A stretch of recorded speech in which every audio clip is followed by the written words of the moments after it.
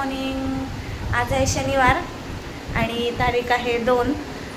तर आज 2 तारखेचा व्हिडिओ आहे आणि मी रेडी झालेली आहे. कशी दिसते. आणि इकडे माझी देवपूजाही झालेली आहे. तुम्ही बघू शकता देवपूजा वगैरे झालेली आहे. इकडे लाईट येते आहे म्हणजे सूर्यप्रकाशाची, त्याच्यामुळे तुम्हाला दिसणार नाही. दिवा वगैरे चालू दिसत असेल. इकडे पारस बसलेला आहे. हाय बोल. हाय. हाय. तर मी रेडी झालेली आहे. म्हणजे की आज मला जायचं आहे बाहेर. कशासाठी जायचं आहे ते मी तुम्हाला नंतर सांगेन. खूप महत्त्वाचं काम आहे. आणि माझं जेवण पण झालेलं आहे. थोडं म्हणजे भाजी व्हायची आहे. बाकी तर हे बघा इथे तुम्हाला दाखवते. 1 मिनटं. तर बसली आहे तिकडे. चहा ठेवला आहे. चहा उकळतो आहे. आणि ही माझ्या आईची साडी आहे जी की मी खूप वेळा घातलेली आहे आणि खूप वेळा धुतलेली आहे. पण ती काही खराब होत नाही अजिबात. आणि तिच्या घड्याही तशाच राहतात. ती आई स्वतः घरी कपडे इस्त्री करत होती. ती कधीच इस्त्री केल्याशिवाय कपडे घालत नाही, म्हणजे घालत नव्हती. आता ती नाही आहे या जगामध्ये. ती आम्हाला सोडून गेलेली आहे. पण तिच्या काही आठवणी माझ्याकडे आहेत, जे की तिच्या साड्या वगैरे. तेव्हा ती ऑफ झाली. त्याच्यानंतर मी घरी गेली होती पप्पांना भेटायला. तेव्हा माझ्या पप्पांनी मला तिच्या काही साड्या वगैरे मला दिल्या होत्या. शिवाय पप्पांना माहिती आहे, जे एक आईवडिलांना माहिती असते की एक मुलगीच आहे जी आपल्या आईवडिलांच्या आठवणी जपून ठेवू शकते. आणि तिच्या साड्या ह्याच माझ्या आठवणी आहेत. तिच्या आठवणी माझ्याकडे आहेत. आणि अजून एक गोष्ट तिची आहे माझ्याकडे. ती माझ्या किचनमध्ये आहे. ती नेहमी माझ्या व्हिडिओमध्ये दिसत असते. तर ह्याच गोष्टी तिच्या माझ्याकडे आहेत. आणि मी खरंच त्या जपते, खूप जपते. कारण दुसरं काही नाही आहे की मी तिला असं जपू शकते, असं काही नाही आहे. आणि खरोखर सांगते तर की मी तिला खूप मिस करते, खूप म्हणजे खूप मिस करते. आणि ही साडी खूप खास आहे. खूप म्हणजे इतकी खास आहे ना की मला खूप आवडते ही साडी. आणि खूप वेळा धुतली आहे. खरं सांगते खूप वेळा धुतली आहे. तुम्हाला विश्वास नाही येणार. खूप वेळा धुतलेली आहे. पण अजिबात हिची इस्त्री जात नाही. ती कोणत्या प्रकारे कशी इस्त्री करायची ना हे काही माहिती नाही आहे मला अजिबात. अजूनही कळलेलं नाही आहे. पण एक आहे की ती बिना इस्त्रीचे कपडे कधीच घालत नव्हती. घरातल्या साड्यासुद्धा तिच्या इस्त्री केलेल्याच असायच्या. आणि काही साड्या माझ्याकडे आहेत, काही साड्या माझ्या बहिणीकडे आहेत. तेव्हा माझ्या बहिणीचं लग्न नव्हतं झालं. आता 13-14 वर्ष झाले की माझी आई ऑफ झालेली आहे. तेव्हा माझा पारस 1.5 वर्षाचा होता. माझ्या पारसला तिने बघितलेलं आहे. त्याला खेळवलं पण आहे तिने. तर त्याच्यामुळे म्हणजे एक मला हे आहे की चला माझा मुलगा तर तिने बघितला. असं मनामध्ये एक हे राहिलं की ठीक आहे की बाकी सगळं नाही, पण निदान माझा मुलगा बघितला तिने.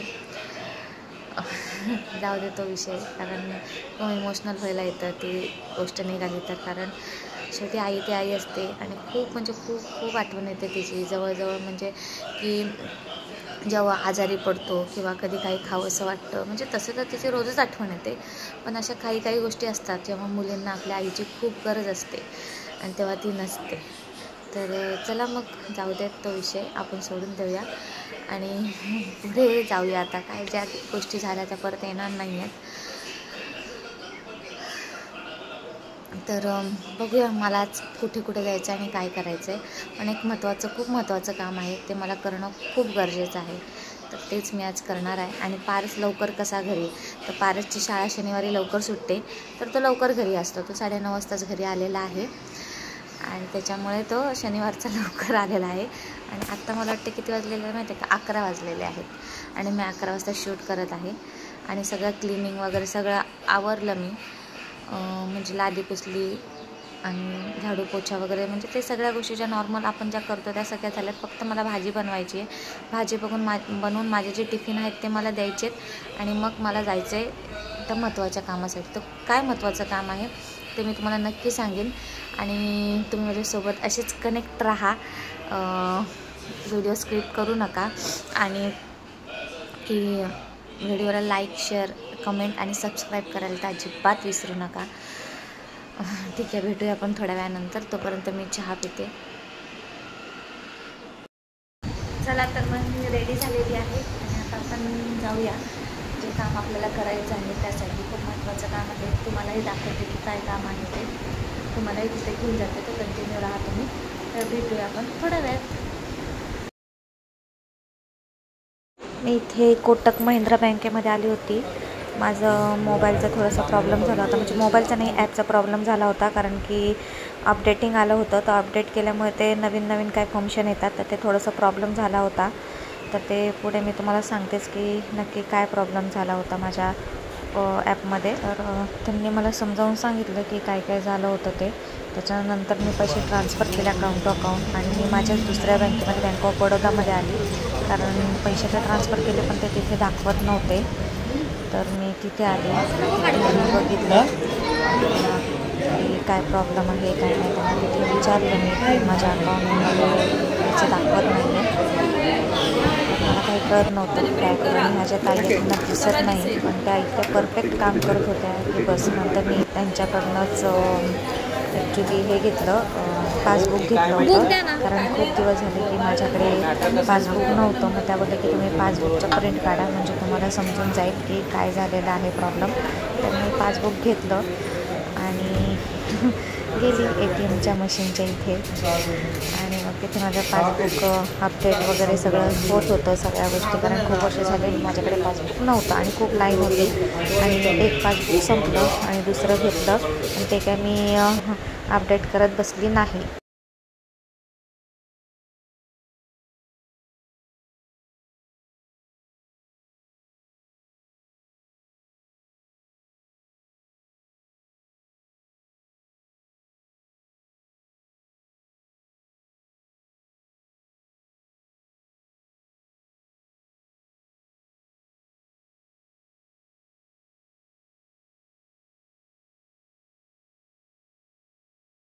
माझे EMI जातात ॲक्च्युली, ते मोबाईलचा आणि गाडीचा. तर मोबाईलचा तर मी ट्रान्सफर केला, पण गाडीचा ट्रान्सफर करायला जमत नव्हता. कारण तिथे लिमिट दाखवत होती आणि त्याच्यामुळे ते मला कळत नव्हतं. त्याच्यामुळे मी कोटक बँकेमध्ये गेली. तिथून मग अकाउंट त्यांनी मला ट्रान्सफर करायला लावले पैसे, पण ते काही दिसत नव्हते मला बँक ऑफ बडोदामध्ये. तर बँक ऑफ बडोदामध्ये पण बाजूलाच आहे, मग तिथे गेली. पण तिथे पण केलं थोडंफार काम आणि मी आले घरी. कारण की पारस माझ्यासोबत होता आणि त्याचं ट्यूशन होतं, आणि त्याला ट्यूशनला पाठवणं पण खूप गरजेचं होतं. कारण मंडेपासून त्याची रिटर्न एक्झाम चालू होत आहे, त्याच्यामुळे मला त्याला पाठवायचं होतं.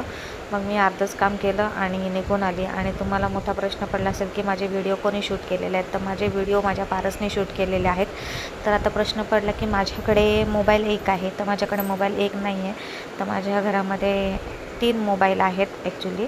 आणि माझा पहिलेचा मोबाईल आहे, तर तो मी खूप दिवसापासून बनवायला दिला होता. बनवायला म्हणजे मी दाखवायला दिला होता की नक्की प्रॉब्लेम काय तो का स्विच ऑफ होतो. तर तो पूर्ण फॉर्मॅट मारलेला आहे, पण त्याला काही जास्त सपोर्ट भेटत नाही. तर फक्त मी बघण्यासाठी चालू केलं होतं की व्हिडिओ चालू करून बघूया की कसं काय आहे सगळ्या गोष्टी. तर माझं जेवण वगैरे झालं होतं आणि मी पहिले पारसला सोडून आली होती ट्यूशनला. आणि तुम्हाला सांगायचं हेच होतं की इथे क्लिनिंग वगैरे झाली होती, ते मी तुम्हाला दाखवत होती. आणि माझं व्हिडिओ शूट मी माझ्या दुसऱ्या फोनमध्ये चालू केलं होतं, आणि मला तिखट लागलं होतं म्हणून मी चॉकलेट खात होती. हे पारसच्या बड्डेच्या वेळेला चॉकलेट आणलेलं, तर ते पारसनी पूर्ण संपवून टाकले होते. मी जस्ट बघितलं तर मला ते दिसले, तर म्हटलं की ह्याने तर पूर्ण चॉकलेट खाऊन टाकलेले आहेत. तर झाला विषय असा की माझा व्हिडिओ शूट मी माझ्या दुसऱ्या मोबाईलमध्ये करत होती, की बघण्यासाठी की व्यवस्थित येतं आहे की नाही, हे सगळं बघण्यासाठी मी चालू केलं होतं. पण जेव्हा बघितले तर व्यवस्थित आलेले होते व्हिडिओ, आणि तेच मी ब्लूटूथने या मोबाईलमध्ये ट्रान्सफर करून घेतलेले आहेत. तर माझे व्हिडिओ माझा पारस माझ्या दुसऱ्या मोबाईलमध्ये काढत होता. त्याच्यामुळे जास्त डोक्याला डोकं लावू नका की माझ्यासोबत कोण होतं आणि काय होतं. बस एवढंच सांगायचं होतं. आणि आता इथे मी सगळं आवरून घेतलं होतं आणि म्हटलं थोडा वेळ पडावं, कारण की माझं डोकं फार दुखत होतं. मला डोक्याचा खूप प्रॉब्लेम होत आहे आजकाल, खूप म्हणजे खूप प्रॉब्लेम होत आहे. कळत नाही की कशामुळे. मला जास्त बाहेर जाणं वगैरे नाही पॉसिबल होत, किंवा असं प्रवास किंवा जास्त कामं वगैरेही नाही जमत. पण ते मला करावेच लागतात, शेवटी काय करणार, पर्याय नाही आहे आपल्याला. ते तर करावंच लागतं. तर त्याच्यामुळे मग म्हटलं की चला थोडा वेळ आता आराम करते, आणि मग मला पुन्हा कामावर जायचं होतं. त्याच्यामुळे मग मी म्हटलं की आता थोडा वेळ झोपावं, थोडा वेळ रेस्ट करावं, बस बाकी काय.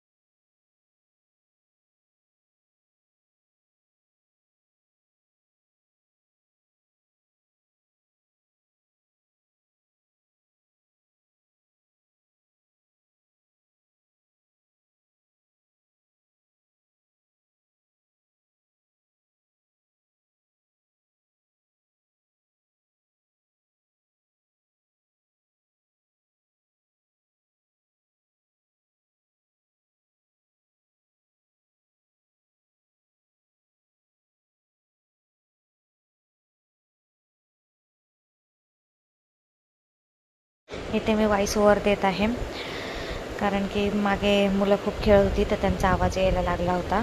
तर माझा फक्त विश्वास आहे तर ते फक्त माझे आई वडील, माझं भाऊ आणि माझी बहीण यांच्या व्यतिरिक्त मी कोणावरती विश्वास ठेवत नाही. मी माझ्या नवऱ्यावरती पण ठेवत नाही, खरं सांगते तुम्हाला. म्हणजे माझ्यासाठी जर कोणी आहे तर माझे घरातले आहेत, कारण माझे घरातले खूप साधे भोळे सिंपल आहेत.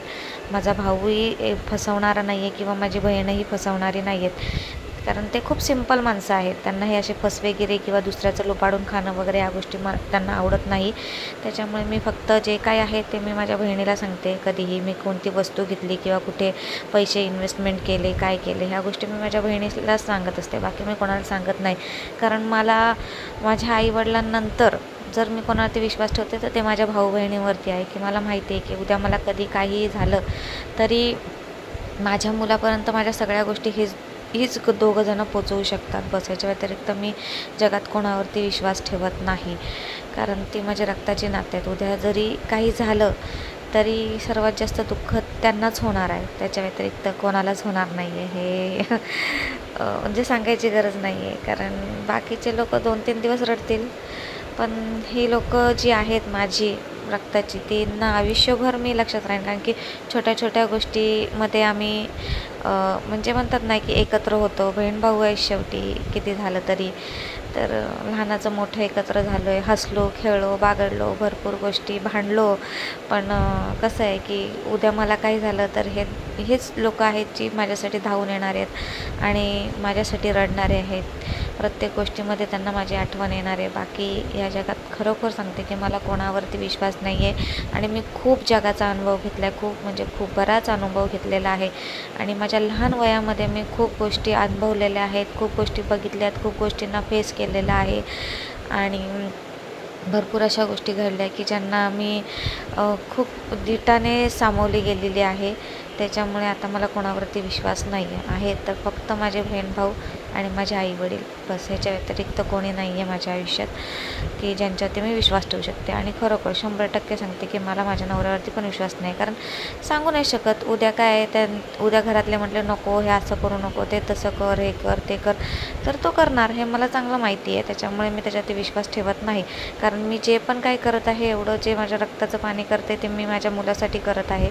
त्याच्यामुळे मला असं वाटतं की ते जे मी काही त्याच्यासाठी थोडंफार केले ते त्याच्या हातातच जावं, बस. आणि त्याचा योग्य ठिकाणीच वापर व्हावा एवढीच माझी अपेक्षा आहे, बाकी काय नाही. आणि योग्य ठिकाणी म्हणजे की त्याच्या शिक्षणासाठी, बस. ह्याच्या व्यतिरिक्त मला त्याचंही काही नाही आहे, की मला फक्त त्याचं शिक्षण पूर्ण करायचं आहे, अजून काहीच करायचं नाही आहे. बाकीचं त्याला जे करायचं आहे ते तो करेल.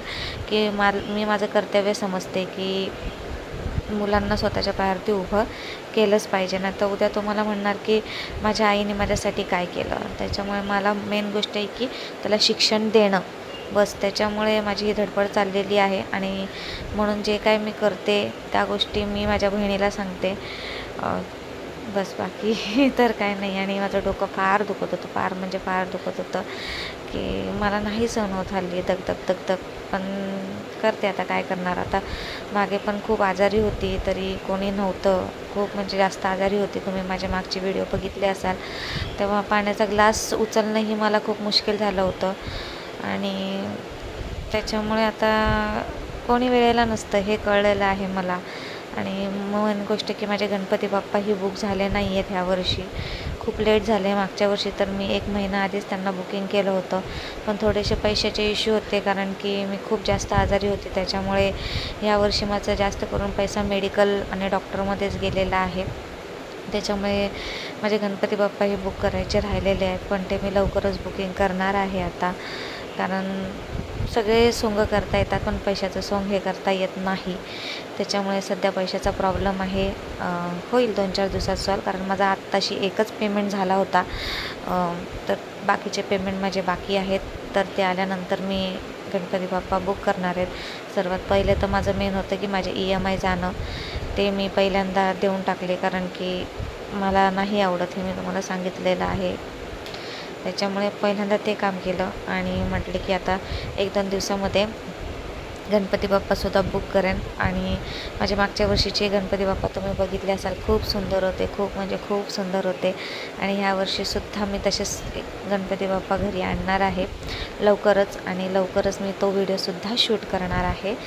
तर बघूया आपण कसं कसं पुढे काय काय होतं आणि कसं नाही. पण खरंच की या जगाचा मी खूप चांगला अनुभव घेतलेला आहे.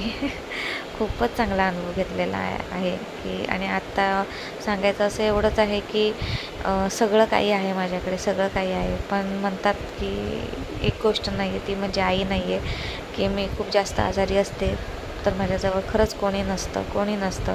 माझं मला उठून करणं गरजेचं असतं. कारण मला एक मुलगा आहे, जर मी झोपून राहिली तर त्याचं कोण करणार असं आहे. आणि इकडे बघू शकता तुम्ही की मी दाखवत होती की मी सगळं वॉश वगैरे केलेलं आहे, म्हणजे चादरी वगैरे तर मी तिथे धुवून ठेवल्या होत्या बाजूला. फक्त चादर तर मी बेडवरती टाकणार आहे, उशांची कवरं नाही टाकणार आहे.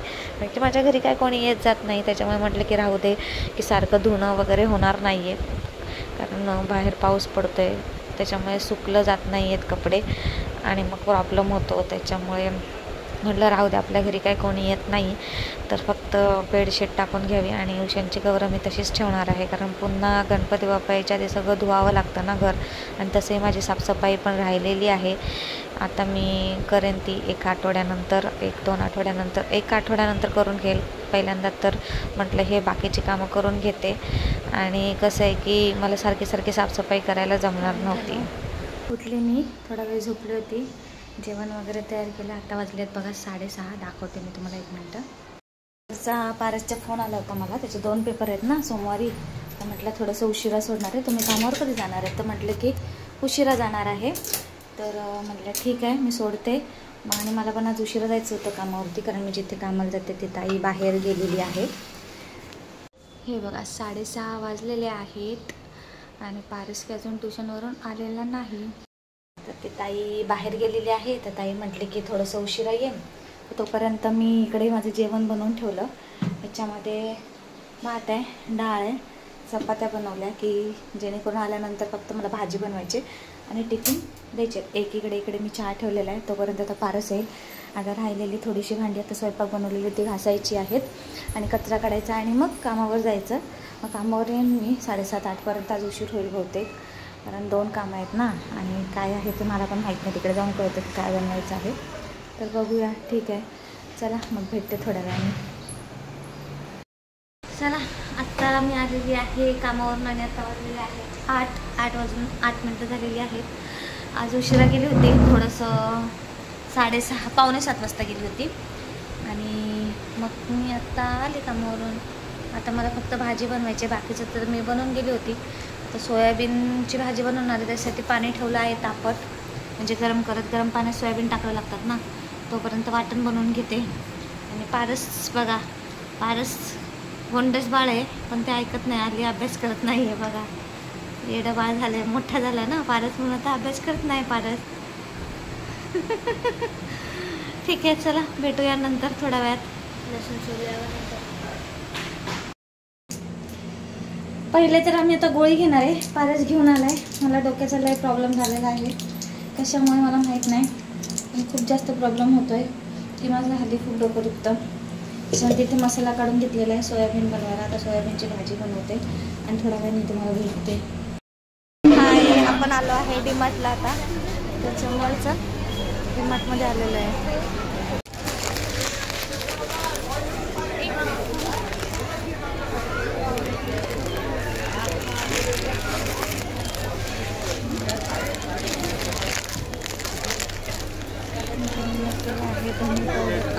घरी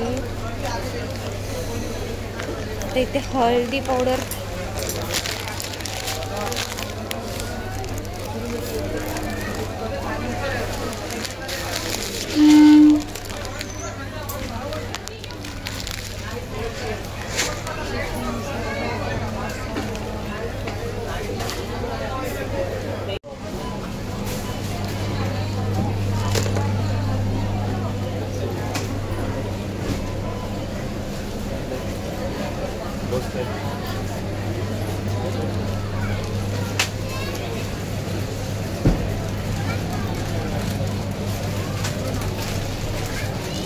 खूप जास्त गर्दी आहे डीमार्टमध्ये.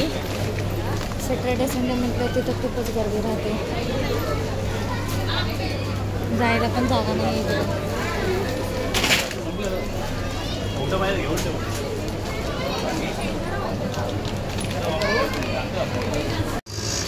इथं पारसला मोमोज घ्यायचं चाललेलं आहे. खूप दिवसापासून मोमोज खायचे आहेत.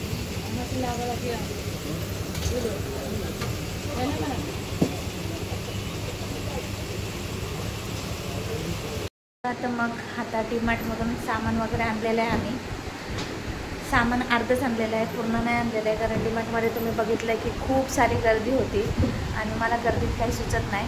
जेवढं लागतं तेवढं थोडंफार मी घेऊन आलेली आहे. आणि तसंही मला पुन्हा एकदा सामान भरावं लागणार आहे गणपतीसाठी वगैरे. गणपती आहेत ना आपले घरी, त्याच्यासाठी आपल्याला पुन्हा सामान भरावंच लागणार आहे. तर मी थोडंफार भरलेलं आहे. तर ठीक आहे, चला मग इथेच मी आता माझ्या व्हिडिओचा एंड करते, कारण की कसं आहे बाकीचं काही दाखवण्यात आता माझ्यामध्ये ताकद राहिलेली नाही. आता जेवायचं, भांडी घासायची आणि झोपायचं आहे. तर तुम्ही आता एकच काम करा की तुम्हाला दिवसभरचं रुटीन दाखवलेलं आहे पूर्ण, तर तुम्ही मला लाईक करा, शेअर करा, कमेंट करा आणि सबस्क्राईब करा. आणि जेवला नसाल तर जेवून घ्या मस्तपैकी आणि स्वस्त राहा, मस्त राहा आणि आमचे व्हिडिओ बघत राहा. आणि पुन्हा एकदा नवीन व्हिडिओ घेऊन आपण परत एकदा भेटूया. तोपर्यंत बाय बाय आणि गुड नाईट.